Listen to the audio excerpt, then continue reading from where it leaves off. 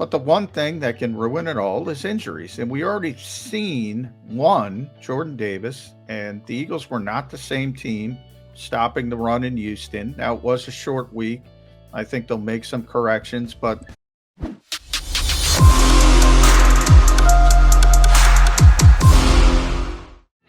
you got your Mega Mac guys, McMullen and McDonald, hanging with you on Birds 365. We got another SI guy. I got two SI guys with me right now, and I got to give them their props. SI finally put the Philadelphia Eagles atop their power rankings this week. Oh, thank God. They had been one of the lingering, holding on to the Buffalo Bills as the number one team outlets over the last several weeks. Tip of the cap to CBS. They were the only ones who put the Eagles up at number one several weeks ago and left them there. By the way, Damo, our buddy Damo on the 33rd team finally put the Eagles on top. Did he? He's got Philly up on top. Good for Damo. Yeah, everybody catching up. Play a little catch up, guys. So I did get, and we'll bring in Ed here. I did get one fan who pointed out one outlet that has the Eagles third.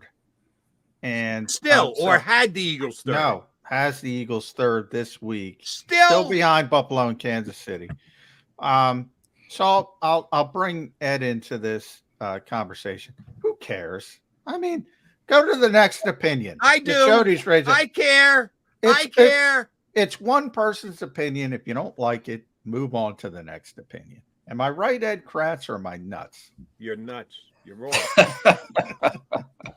Well, you kind of took the words right out of my mouth there, John. I don't, power rankings are good conversational tools and, fun to look at, but really this is all going to play itself out on the field, right? Once the postseason gets here. And it's kind of like the college basketball rankings. Like who cares who's ranked in college basketball, because you have the March Madness. It's all going to be settled on the court. So I don't get too caught up in the power rankings. Well, hold on to both you guys. You realize we're doing a talk show here, right? Well, yeah. Where your opinions and what you think and what you say is kind of important. My partner likes to remind us every once in a while that he thought Micah Parsons was going to be a pass rusher before he ever hit the National Football League. Got that one right. He is? John, it doesn't matter. Who cares? No. It's only an opinion. No, of course it matters. Does it matter to you? It matters to what we think about you. Of course it matters. First of all, there's a difference between a substance-based opinion versus, I'm going to sit down for 5 minutes and put the 32 NFL teams in order. Number one. But number two, it doesn't matter. I mean, I got Ryan Leaf wrong in the day. I'll admit that. You get some right, you get some wrong.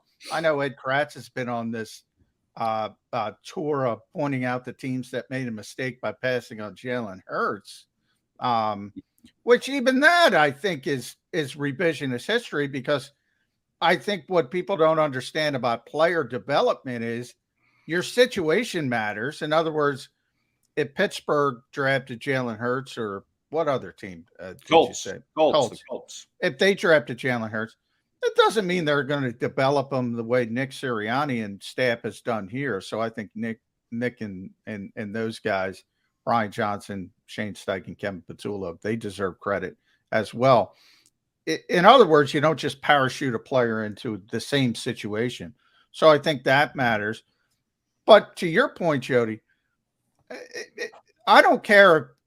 I just say it tongue in cheek. I got Micah Parsons right. Yeah, I'm spiking the football. I don't care if nobody. Well, you should. I don't care if anybody cares. I mean, just move on to the next one. I get plenty wrong. I said yesterday on this very show, that Frank Reich wouldn't get fired. Hours later, Frank Reich got fired. I get stuff wrong all the time. It's not that big of a deal. Yeah, we all do. Listen, getting back to Hurts, I mean, you could say that development thing about just about every player that comes into the draft. I mean, you have to believe that you can develop the kid. And, to me, the Steelers and the Colts were wrong. They didn't think they could develop him. It was an organizational failure on their part. I don't even think the Eagles, though, thought they could develop Jalen Hurts, to be honest. Yeah. They're snipping around Deshaun Watson. They're snipping around. Russell they're Wilson. Russell Wilson. Sorry. Thank you, Jody. I mean, I don't even know how much the Eagles believe. In fact, I do know they didn't believe in Jalen Hurts. So now, some did. Yeah, I would say some well, people in that building Nick, did. I think the coaching staff did, but Yeah. I don't think the organization did. Yeah. And it's all a give and take. Yeah. And really, it's the coaching staff's opinion that matters. I mean, they're the ones that are seeing him every day on the field. So if they believed in him, then, they convinced the organization to believe in him. But listen, to get back to the power rankings, if you want my opinion on who the number one team is, I know Jody wants me to say the Jets after that big win against. That's a big win, by the way. Huge win. A big win. They're not going to put him on the top of the list, but it moves him up the list. Yeah, it does. Win. It's a big win. Look, Eagles, Chiefs, Bills, and anything in that order to me are your three best teams. But the Eagles got to be number one in your power rankings. Probably so. But I think if the Bills lost to the Jets proved anything to the Eagles, is that you can play a bad game and lose on any Sunday. I mean, the Jets are a good team. Let's face it, they're a very good defense. Joe Douglas, baby. Yeah, I mean, they put together a good – and Robert Saleh is really developing those players that Joe Douglas brought in. Again, it all comes down to development, and Saleh's doing a good job and his staff. But it's a reminder to the Eagles that if you go out and just throw the ball out there, you just can't expect to win. That's what's going to keep them from going undefeated is they're eventually going to play a bad game, just like the Bills did. Every team plays a bad game, and it doesn't matter who you're playing. If you're not playing well, you can win. Now, look, they didn't play well against the Texans. I mean, not as well as you would have hoped, especially early on. They came out a little flat, but they were able to win because their talent is just simply better. So you can play a bad game against a bad team and maybe still get a win, but hopefully that serves as a wake-up call during this bye. And then the Bills losing to the Jets, also another reminder that we got to come out on Monday night against the Commanders, and we have to be on top of our game if we expect to beat them for a second time this year after torching them down in D.C. In week, whatever that was, 3 or 4. We have to be on top of our game if we want to win. And that's the same thing every Sunday, every week. You have to be ready to play a football game or you're going to find yourself, getting a loss. All right. Here's my fear for this week. And if you were catching, if you jumped in just before we ended up the last segment, 2 weeks from now, I'm afraid of, or 12 days, I'm afraid of Nick Foles. This week, should I be afraid of if Taylor Heineke goes down, Sam Howell coming off that Commander bench and stepping in and in that Nick Folesian-like role, leading the Commanders to a victory, surprise victory, upset victory over the Eagles? Well, I mean, as much as I'd like to see Sam Howell come in and play and do well, because I did like him, it's not going to happen. I think the Commanders, what you should be afraid of is their ability to be physical in the run game with Brian Robinson and Antonio Gibson, against this Eagles run defense, which showed that it has some work to do. Yeah. That, to me, if the Commanders want to win the game, I mean, we saw their game plan with Wentz, in week 3, and they sacked him 9 times. They're going to try to run the football. Brian Robinson wasn't in that game. And listen, the blueprint to keep the Eagles off balance and to play a game with them is to run the ball against them. And I fully expect that the Commanders are going to try to do that with Gibson and Robinson. So that's what you should be afraid of. Yeah. And, the one thing that could be the equalizer, I think the Eagles are the best team in the NFL. I've been saying it all week. The most talented team. I've been around in Philadelphia. I mean, they're so deep. They can beat you in so many ways. But the one thing that can ruin it all is injuries. And we already seen one, Jordan Davis, and the Eagles were not the same team stopping the run in Houston. Now, it was a short week. I think they'll make some corrections. But bottom line is Marvin Wilson and Marlon Tuipulotu aren't Jordan Davis. So Nick Sirianni said that. When you lose a player like Jordan Davis, you're not going to be as good. That's the way it works. They also lost Devonta Maddox late in that game, and we'll see. We're not going to get indications until later in the week, but it looked like to me tweaked his hamstring. That is a very difficult injury for a cornerback, a speedy guy to get back in a little over 1 week's time. They get the extra day, so that'll help, but we'll see. And then, there's unforeseen things, unforeseen hurdles. injuries could always affect every team, but Jordan Davis specifically, Ed, he doesn't play that much, so I think people don't realize how important he is to that defense. Do you think that's overstated, or are you concerned about not having Jordan? Well, sure, I'm concerned about it. What was he averaging? Maybe 24 snaps per game, but I really think, I really think he was headed for an uptick in snaps in the second half of the season here, coming out of the bye week. I think Jonathan Gannon was ready to ramp up his snap count in the middle and play him more, and not even in the middle, but he was ready to play him, lined up over a guard, in those 4-man fronts. We were going to see more Jordan Davis in the second half, and I'm pretty confident in saying that. But now here we are. He's hurt for the next 4 to 6 weeks, whatever it is. And you wonder how he's going to return to play so quickly. I mean, okay, he's going to come back, and all our prayers are answered. The run game's going to be great again. But, Jordan Davis is a big guy, and conditioning's always been an issue with him. And you wonder, it's an ankle injury. How much conditioning is he going to be able to do with this month off? And then what about his technique? Is that going to suffer any because of this month off? So, it's not only a concern that he's not here, but when he comes back, how effective is he going to be? How long is it going to take for him to play his way back to the point where he was playing before he got hurt? And, they're not going to bring in Ndamukong Suh or, any street free agent that's out there. They're going to try to get this done with what they have on the roster. And I thought Marvin Wilson showed some encouraging signs. I talked to him after the game in Houston, and he said that he's used to lining up all over that defensive line because of his time at Florida State. They had 3 different defensive coordinators at Florida State, so he's played in all sorts of fronts on that defensive line. But he's not Jordan Davis. Let's face it, Jordan Davis was a first-round pick. Marvin Wilson was an undrafted free agent, and there's a reason for that. So, yeah, Davis's absence is going to be felt, and now it's up to Gannon in these 11 days between games to come up with some sort of a game plan to stop the run, because that's what the Commanders are going to try to do. That's what the Colts will try to do if Taylor's healthy. And then you have Aaron Jones for the Packers, and then, of course, Derrick Henry, and we'll see if Davis is back at that point. But, it's a tough road here. Everybody talks about the quarterbacks and how bad these quarterbacks are that are playing against the Eagles or not good enough, but it's the running backs that are the concern now. And Gannon has to come up with a way to kind of put a Band-Aid on that open sore that was left behind with Davis. And, oh, by the way, speaking of running backs, is Miles Sanders and what he's doing for this Eagle offense flying under the radar right now? Yeah, maybe nationally. I think locally he's getting plenty of credit. I mean, he's on pace for his first 1,000-yard season. I know that doesn't mean as much with the extra game, but he's never done it. He's staying healthy. So, yeah, maybe nationally he's flying under the radar, but he's huge for this offense. And he's another one of these guys whose contract is up at the end of the year. So, guys like him and Bradbury and White and, Chauncey Gardner-Johnson are all motivated to play, as well as they can to get that next deal. And Sanders has really helped this offense, no doubt. I mean, they haven't thrown him the ball much out of the backfield. That's kind of Gainwell's role.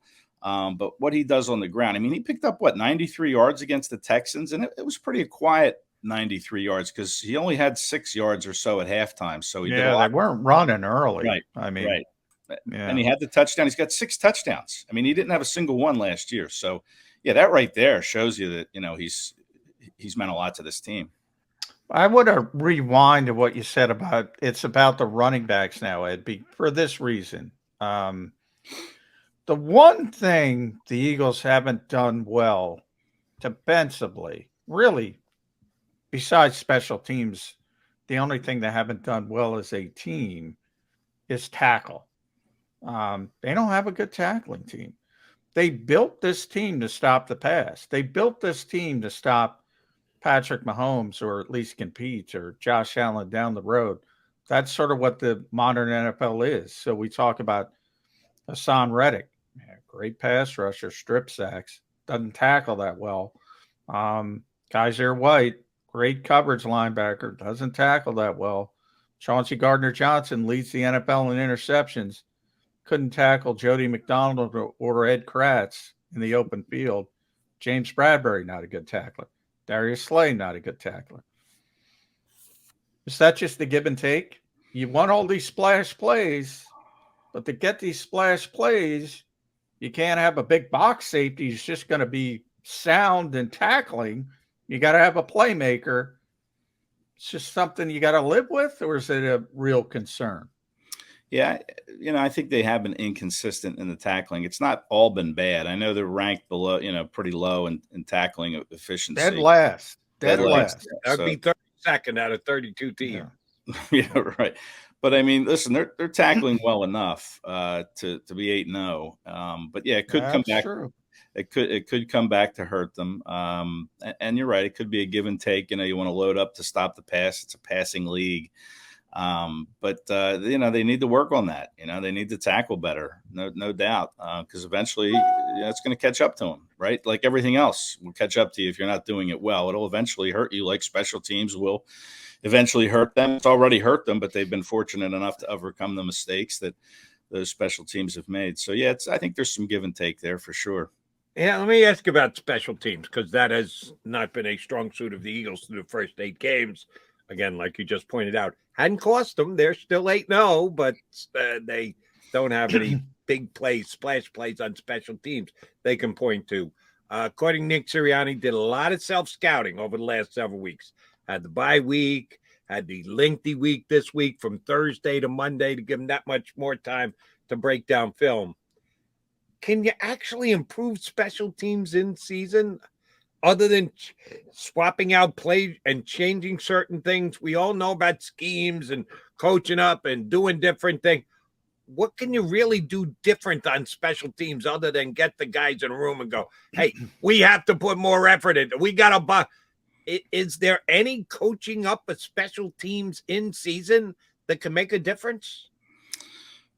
Well, I mean, you could always try to shuffle new personnel out there, but your roster is your roster at this point, with the exception of, 1 or 2 guys. So it is hard to improve. Maybe you need to spend maybe a few extra minutes during practice. I mean, we've seen them in training camp, John, and they put some time in on the special teams. Maybe not a lot of time, like we saw with Chip Kelly and Dave Phipp in that era. And they had great special teams under Dave Phipp. But I don't think there is a whole lot you can do in season. I mean, your personnel is what it is, and you don't want to overwork somebody. Like, you can put, whoever you think is better as a gunner out there, but if he's playing, 70% of the snaps on defense, you don't want to have him playing, 50% of the snaps on special teams. So, yeah, you have to just get these guys better. The guys you're running out there, you need to spend more time with them, I would guess, in practice, and get them to understand the concept and the scheme that you're teaching. But I'll ask you this: as far as the splash plays, has there been any punt returns for a touchdown this season? I don't think there have been any. I don't believe there has. In the NFL, unless it happened the last week. I haven't checked, but yeah, I mean, nobody's really making these big plays on special teams. And I thought Michael Clay brought up a good point a couple of weeks ago when he said these punters nowadays are very good. They are. They're really good at hanging the ball high and good hang time and getting distance. And then, putting it at a certain part of the field where your coverage team knows you're punting to the right side. Okay, we're going to overload that side and we're going to, pin that guy in against the sideline. So I think, that was a good point, and as much as you want to say coaches are making excuses, I mean, we've seen this across the league where there haven't been any huge returns in the punt game. And there's a reason for it. And I think Clay brought up a good one with the punters and how effective they are with punting the football these days. No, but my problem with Michael, and he's right, he's 100% right. You can add kickoff returns as well, because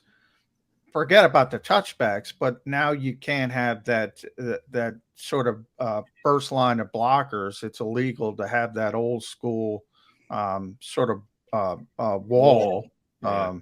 With 3 guys. That's illegal now. So you don't have these long kickoff returns nearly as much as you used to as well. However, Ed, everything is contextual. And the Eagles, compared to the rest of the league, are by and large worse than the rest of the league. So nobody, at least me, I'm sure other people want big plays and touchdowns, which aren't happening. But you just got to be better than the rest of the team. Not you don't have to be number 1, but let's get to 15 or 14 or 13 being in the top half of the league instead of the bottom 5 of the league. And that's where the Eagles are in special teams. Yeah, I think where their special teams to me is most glaring is on their kickoff return. You're seeing teams now kicking short to Britton Covey, trying to get it to the goal line or the one and make him return it because they're blocking on the kickoff return. Yeah, it's Has been terrible. subpar. I mean, he's not even getting to the 20-yard line most of the time, Britton Covey. So, why wouldn't teams try to kick it short and make you return it? Because they know, they're going to stop you before he gets to the 25. That's where it's been most glaring for me. All right, that last one for me. Whatever time it is on Monday night when the captains go out onto the field, 8-10, 8-12, whatever, they'll flip a coin. If it goes the Eagles' way, will Nick Sirianni take the ball or will he defer? Hell no. I'm not even going to let Ed answer that. Hell no. I'm going to jump in. Against Washington? Hell no. For a change, I'm completely with the coach on this one. I have more respect for the Redskin defense than the Redskin offense. So I say, put Taylor Heineke out there immediately and say, let's get a stop, turn this around. I can't nitpick Sirianni just blindly deferring this week because deferring would be the way to go if you had a choice. I'll tell you, who's ever calling those coin flips, heads or tails for the Eagles? They win every stinking week. I don't think they've lost a coin toss all year that I can remember. One. I think they did lose one because I usually make McMullen text me. I go, tell me what they did on the coin toss. If memory serves. By the way, I don't know where to look that up. They have an astonishing record on the coin toss. It's pretty amazing. They're no winning games. I think they're 7-1 winning coin tosses, but we'll look that up. Eddie, you got to run. Got to get over there and have a happy Tuesday with Jonathan Gannon. We had a happy Tuesday because you came on with us. Thanks, bud. Thanks, guys. Appreciate it. Have a good day.